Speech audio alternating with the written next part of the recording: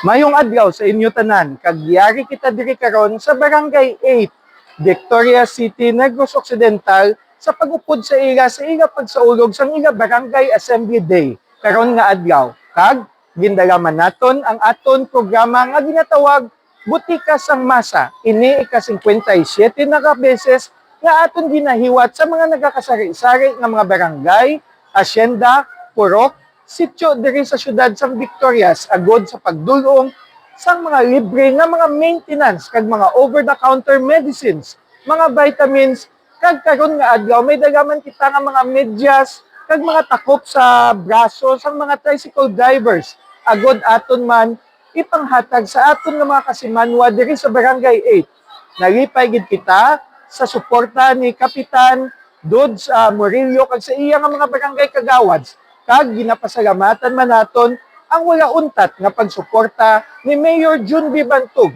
kag ni Vice Mayor Derek Palangka sa programa sang Paryente sang Masa.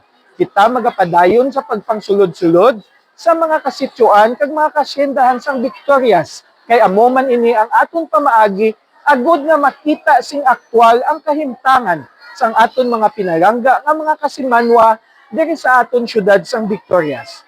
Para sa ihibalo sang mga Victoriasanon, ako si Konsehal Dino Acuña, ang Paryente sang Masa.